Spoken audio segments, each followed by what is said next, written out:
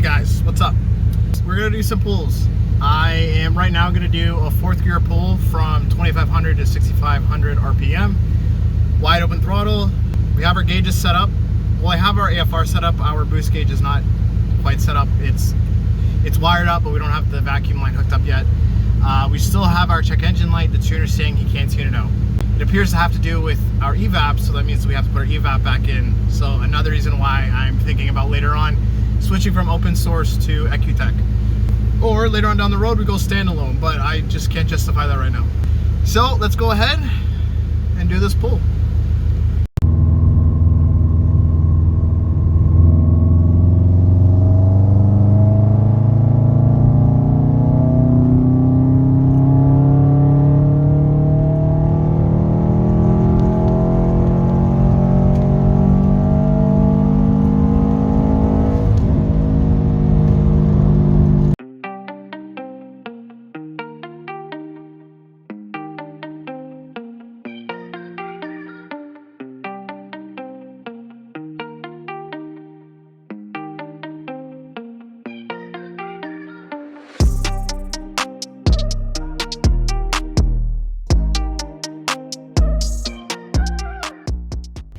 Alrighty guys, I'm pretty sure I fixed the check engine light, and originally I tried to install our evap stuff back in, and I was pretty annoyed about that because I just really did not want this back in the car and all the spaghetti. Didn't want it. I just originally threw the solenoids back in and the check engine light went away. But one thing I thought was weird is that we were getting a code that not even ROM Raider could pick up. So I just thought that was a little odd. And even my tuner, he said he couldn't even get rid of the code, so that kind of threw me off. So once I put the solenoids back in, the code went away. So I decided, why don't we just do what we did when we did our air oil separator mod? I'll show you what I mean. This connector is originally about right here in the engine bay, and there's like a part that comes down and it plugs into here. You end up removing this prong from the original connector and shoving in there, and basically you're just grounding out the connection. So I thought, let's do the same thing to the other connections, which are right here and here. Now, obviously I can't remove the prongs out of the solenoid just because of the way it's built. However, I stuck a paper clip in it. I literally cut up a paper clip. This is the larger one. It was a little too big, but I had two smaller ones, cut it up, shoved it in there, and it works. Both of them have it, as you can see. And I'm just gonna wrap this up now in electrical tape, shove it back down in there so we don't see it like how it was before, and I'll show you guys we have no check engine light.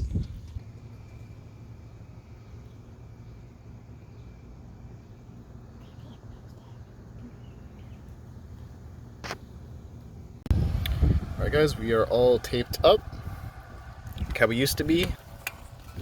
Stuff it all in there so we don't see it.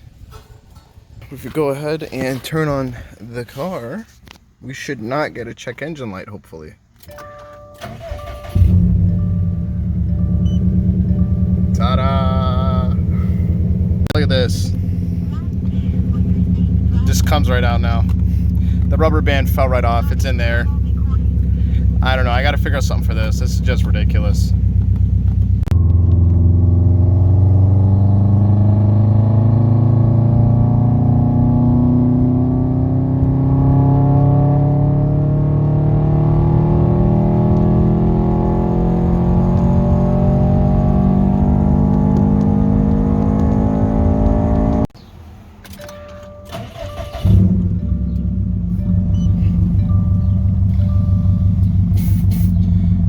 Our check engine lights there. I'm probably gonna have to put our evap back, but if I push on the throttle, and the car's warmed up, like I said, I was doing data logs.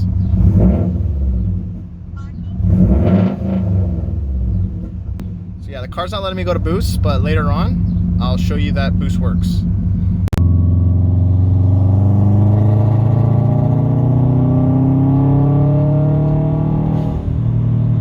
Well, I'm sure you guys can tell by that something hasn't been going right.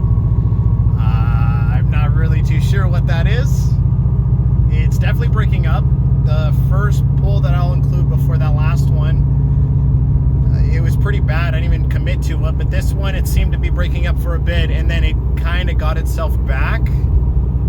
So I'm sending the log to my tuner, see what he says. I don't know. It could be spark or fueling. It could be the tune. I don't know. So he'll look over it again. He'll let me know.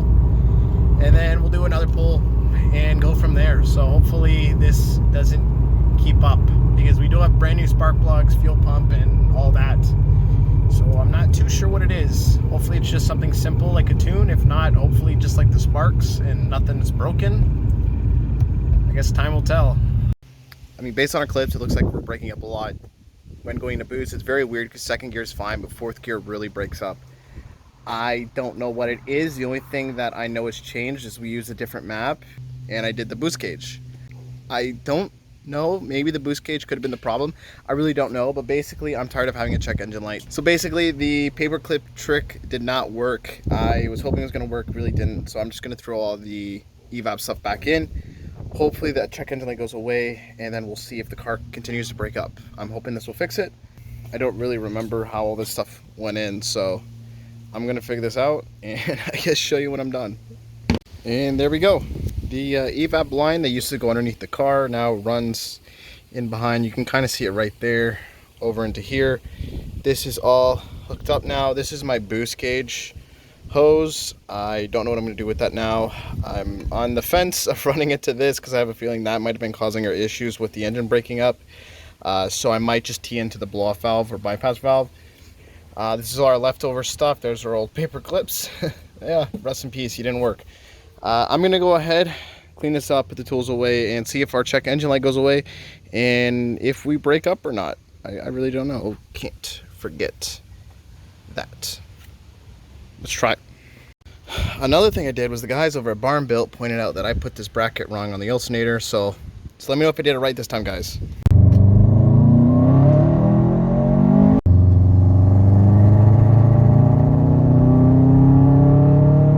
If you guys see that, we have no check engine light. So I am pretty excited about that.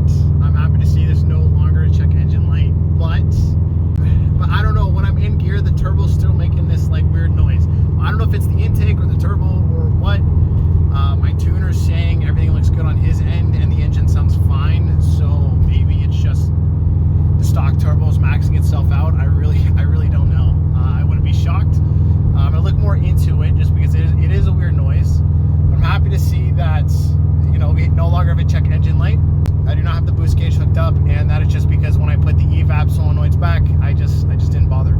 Well, now I'm on the fence now where I want to put it, where I want to put the vacuum line. I'll figure something out. I might just put it back where it was, or I'll just do the bypass valve or wherever that area is.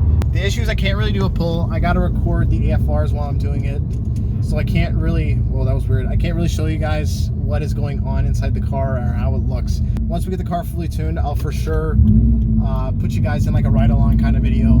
I think that will be fun. But let me go ahead and get the car set up to do this pull.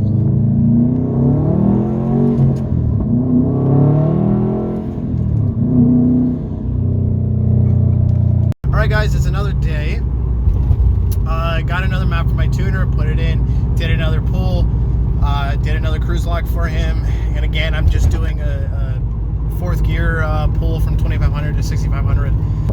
And the noise I was hearing that I thought was potentially like, you know, something wrong with the turbo or something, it's apparently just flutter from the wastegate. I had no idea that the wastegate was doing that. Literally had no idea. I didn't even know you would hear that noise from the wastegate from a stock turbo. But basically, stock turbo makes a flutter noise from the wastegate. I had no idea. But so far, car's feeling great.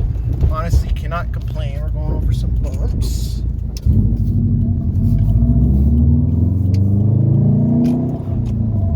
don't know how people do this with one hand.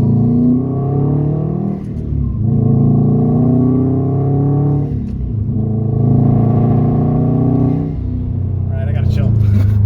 I don't think I'm gonna show much more of like the tuning process. It's pretty straightforward. You do a log, you send it, whatever. But I was documenting that noise just because I wasn't sure what it was. I thought maybe something's wrong with my turbo, and if you remember, or if you've been following along, my turbo had a crack in the back of it. It seems to be a very common issue with these newer cars. I don't know if it's just the quality of the metal they're using. I really don't know. Seems to be a common issue. So I wasn't sure if maybe it was that, but it seems to be a common noise when you start turning the boost up in these. So that is fine. Go ahead, lady. You look pissed.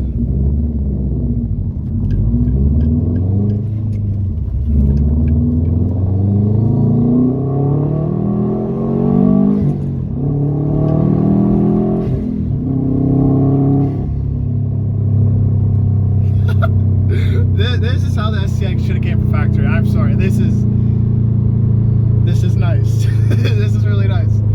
But like what I was saying was, I don't think I'm going to really document any more of the tuning process. I'm going to probably call this for a video. Once we're fully tuned, I'll put you guys, I don't know what I'll do. I'll figure out a way to record some driving clips for you guys. We do have a new mid-pipe coming. I'm not happy with the mid-pipe I have. It just hangs a little lower than I'd like. I'd like something that's a little higher. So like my mufflers, I went with Remark, and that should be in soon, maybe today, tomorrow. And we will go ahead, change that out. We're going from a resonator to a non-res, so we should hear turbo spool from the exhaust, which is pretty exciting. This guy's in a rush, so go ahead, be my guest. And now he's slow.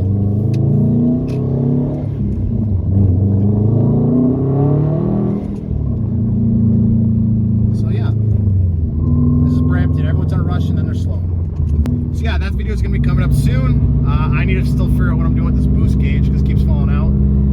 And that will be a video, I guess, just because I'm not happy with what I think I just